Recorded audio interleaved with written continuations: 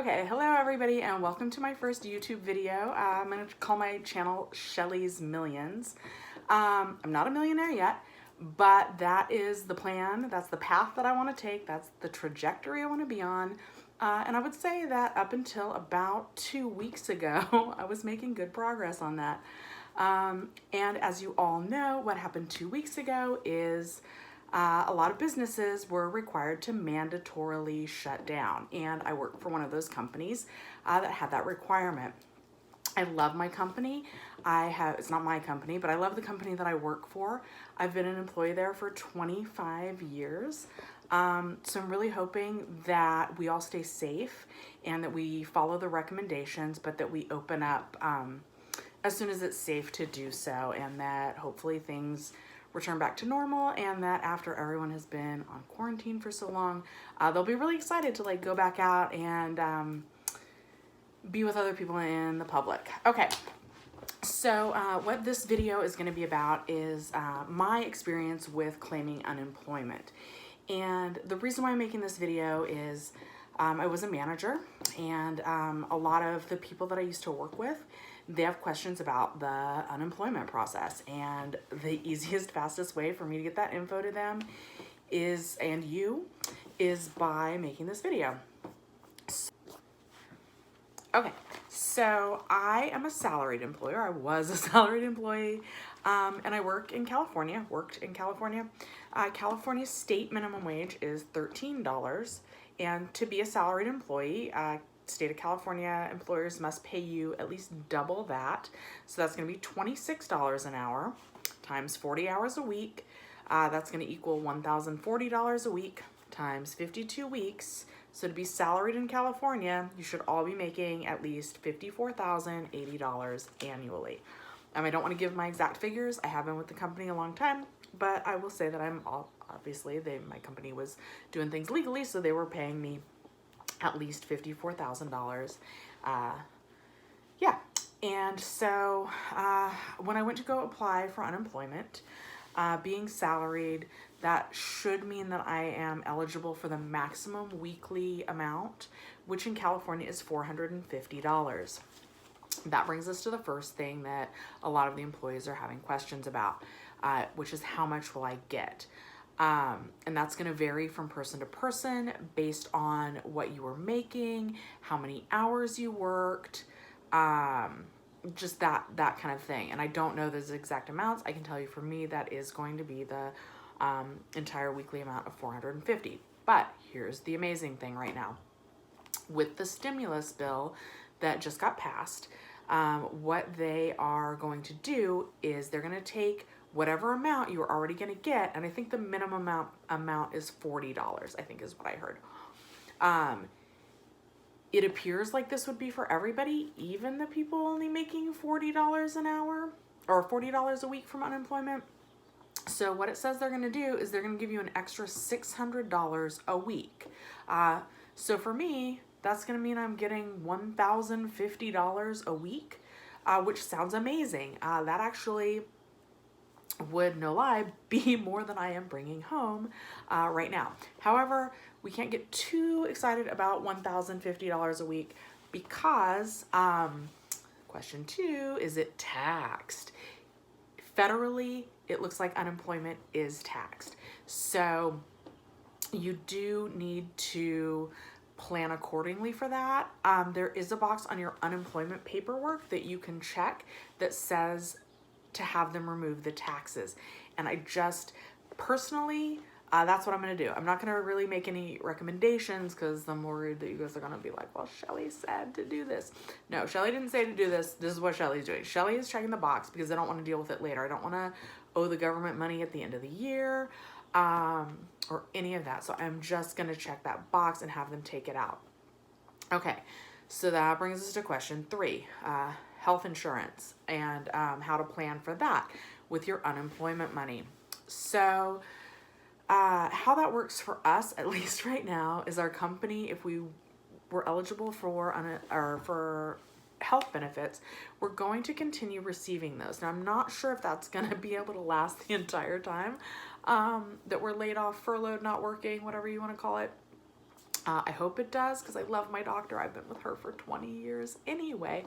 I don't know if any of you have ever received one of these, but we're expecting that when we go back, or let me change that back. I won't say I'm expecting when we go back that since they haven't been able to take my portion of my healthcare benefits, the money that I pay each week out of my check, because we're not getting checks from the company, I do expect that however long we're not going into work and that we're not able to work, that when I go back, however many weeks that is, however many checks that we've missed, they're going to say, hey, you owe us $400 for health insurance.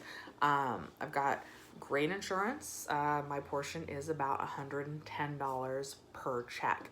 So if we miss all of April, which is kind of looking likely at this point, I'm going to owe $220 when we go back. So be mindful of that. For a lot of the employees that worked underneath me and were eligible, a lot of you were doing the $10 per check plan. So hopefully that won't be too bad when you come out. I know in the past, the company's been really amazing, and if they haven't been collecting the right amount, or an employee does owe back money for their healthcare benefits, they have been able to split that up between 3 checks. But my point is, with that $1,050 that I'm gonna get, I need to account for taxes, and I need to account for most likely needing to owe my company some money when I return back to work for health benefits. Okay, so now that that's said, I don't know how much I'll be getting after they take out the taxes. I will definitely make another video and update everyone with that information. Okay, I'm gonna backtrack a little bit and talk to you guys about what the process was signing up for unemployment benefits. It was definitely not fun. Like 3.28 million other Americans. I was filing for unemployment on Monday, March 16th, I believe. So it was very common for the website to just kind of like, you know, do the spinning wheel of death, where it's just like waiting and waiting and waiting to move on to the next portion of your enrollment. And it does finally go through, so just be patient. I think there were times the site's been taken down for maintenance, and what else happened? Don't try calling. Just don't. You'll be sad. It's basically like, hey, sorry, like we know that there's a number listed for you to call, but you know, a lot of people are applying right now, and so we cannot answer your call. And obviously that's understandable. So don't call if you can avoid it. Go online if you can. I think they have a mobile app, so hopefully if you don't have a computer at home, hopefully you can go on the mobile app and apply that way. Okay, so it spins, it times out, it takes a little bit of forever, but it is done now. So after you've successfully completed the enrollment process and you waited patiently for the web pages to load and all of that, you're gonna get a confirmation letter that you can print. And on that confirmation letter, it's gonna have the date that you should be receiving more unemployment information in the mail. And it looks like that's about 10 days. So I filed on Monday, March 16th. And when I printed out my letter, it said that I would receive more information by March 26th. And sure enough, like clockwork, it did not come early, which no surprise there really. But just like clockwork, it arrived on the 26th. So that's great. And I'm going to get to that in a second. 2 things that I got tripped up on when I was applying, and that some of my coworkers did too, so maybe you might trip up on this as well. So I'll share with you what those were. The first thing is, like it asks you about your employment, and it asks you like the most recent day you worked. And I was like, oh yeah, cool, I worked Sunday, and I put that in there. And then it asks you like how much that is. And for those of you who are salaried like me, You just take the number of days that you normally get paid or your regular salary. For me, like my salary is always going to be divisible by 10. We get paid bi-weekly. So it's always 10 working days. So that's what you put in for your day-to-day figure. Here's where I went wrong. The next question, oh, and like I feel like that question, they ask you like how many years you've worked there. And I was like, 25 years. Okay, so the very next question is like, did you work between October of 2018 and December of 2019? And initially I clicked yes. And then it was like add employer. And I was like, no, I don't need to add employer because like I've just had the one employer. So, so I clicked no and I went on my merry little way. And then after I was done, I was like, oh, that's weird. I didn't put in any information for what I made all of 2019 and 2018. And so even though it seems like it's asking, like on your taxes, it's like, do you have more W-2s to add? And then you say, no, that's not how you want to do this question. You want to go ahead and say, yeah, I worked from October of 2018 through December of 2019. And when it says add company, you're just going to add like the same company you've been working for. So with that said, I was really worried about getting my letter. I was like, oh my God, I didn't fill it out right. I'm going to get the minimum amount. Like, how am I going to pay for my house? How am I going to like eat? How am I going to do any of this? And like, I've not been able to get through phones and like, it's just going to be the end of the world. Okay. So, that is not what happened. What happened is, like when I got my letter, they knew that I had worked, for this company, and, they got the right amount is what they did. So, so I didn't need to worry about that. The other question that I did not fill out correctly is it was like, are you not working because of a disaster? And no, I'm not working because of a disaster. But like in the parentheses, it said like flood, earthquake, hurricane, tornado. And it wasn't like, this isn't a natural disaster. So, I didn't even think to check down the drop-down menu. But I guess in the drop-down menu, there is a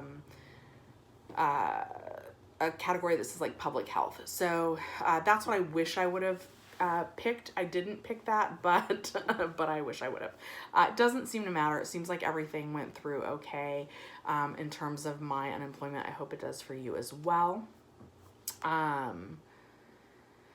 So yeah, and you can't like go on and make any changes until you actually get your letter, because you're going to be given a confirmation number when you're done filling out your paperwork, but that's not what you need to go on and make changes or sign up for accounts or anything like that. You're going to need your 10-digit case number, I think it's called, and you don't get that until you get your information in the mail. Okay, so those were my two spots where I got hung up. And it seems like it's going to work out okay for me. And then I got my letter, no hangups. Everything seems like that's going well, and I'm pleased. So it looks like my next step is going to be on March 29th, which will be 2 weeks from the last time I worked. California unemployment counts your work week Sunday, the first day of the week on the calendar, through Saturday, the last day of the week on the calendar. So it's a Sunday through Saturday work week. So it looks like this Sunday I need to go online or send in like a thing that they enclose that you can mail back. And I need to confirm that I am not working and that I've looked for work. Although that step's a little weird to me because I'm hoping that I'm not looking for work and that as soon as I can, I'm going back to the job that I love. But I don't know. So I'm looking for work, trying to make YouTube work. I don't know if that counts. Anyway, so I'm going to need to go in and verify that I'm still unemployed, basically. And I am, so tomorrow I'll be doing that. And it looks like in 10 days from that, they will send me, it looks like it's going to be a debit card. You can choose to have a check, but it says that that can take up to 10 days later. So if you choose the debit card, you don't have to do anything to choose it. That's what you're going to get automatically. That seems to be the default. So you're going to get this debit card, which looks like it's issued by Bank of America. It does not look like you can choose to direct deposit it to your bank. The only way that you could do that would be to get the check, take the picture of the check, mobily upload the check or whatever. However, I've Googled it and it does look like you are able to transfer the funds on the debit card, the Bank of America EDD debit card. I'm not sure about that. And you're going to be able to transfer that money into your account that then hopefully you'll be able to use to like pay rent and your bills regularly. So I'm not sure how easy that is. I'll update you on that as well. Let me see. I'm going to consult my handy dandy list to see what else I wanted to tell you guys. Oh, so that's $600. That is going to be a lot more probably, and that's on top of whatever your state is already awarding you. And the different amounts that you can get, it's different by state. So, but if your state gives you $130, it's going to be $130 plus 600. So that would be $730 that you've got to work with. But remember, you're going to need to pay federal tax on that. And California doesn't look like we take state tax, or that we're going to owe state tax on that. So yeah, your health benefits. Now, originally I had recommended to some of my staff that they sign up for SNAP or CalFresh, or food stamps as they used to be called when I was little. I don't think that's going to work, because I think even if you're getting $640 a week, that's going to be over $2,400 a month. So that's going to be too much to qualify you for CalFresh or food stamps. So maybe skip that so that there's not any confusion later on at the end of the year. Okay. Actually, I think that's kind of it. I do want to say that this is going to be one of the first of many YouTube videos for me. I have been meaning to make a financial channel for a long time. So in my future videos, I will talk about more ways that I'm saving money through this. I will talk about why I thought I was in good standing to be on the path to become a millionaire, why I haven't lost hope, and any other topics that you might want me to discuss, leave it in the comments down below. Also, I don't know if I can do this, but I'm obviously not being paid for this since this is my first video, but I notice a lot of YouTubers that I'm inspired by, they're always like linking to things below and that you get a little extra something something. So if you're not already investing and you want to use an easy platform, I'm using Webull. And right now, if you sign up for a new Webull account, I think you have to deposit like $100 in there and leave it for like 7 days or something like that, which might be tough right now. But anyway, if you want to buy these lows in the market, you're going to want to use my link. Don't use all these established YouTubers links, because they're already millionaires and I'm trying to be a millionaire. So use my link for my Webull account down below. And if you sign up by March 31st, you qualify for 2 free stocks, and each of those can be valued up to $1,400. I did that through one of the millionaire YouTubers links that I watched. My stocks that I got, my 2 free ones, they were worth about $12 each. So that's kind of cool. It's like an extra 24 bucks, and who can't use that? I think they could be lower too, but anyway, if you can, use the link. Webull, 2 free stocks, March 31st. I hope everyone's safe out there and that everyone is doing okay. I miss everyone that I work with. And I just really hope that you guys are all safe, and that you found some value in this. If I work with you, if I know you, even if I don't, ask me questions. I'm pretty candid. I'm willing to help you as much as I can. All right, thanks. Have a great day. Bye.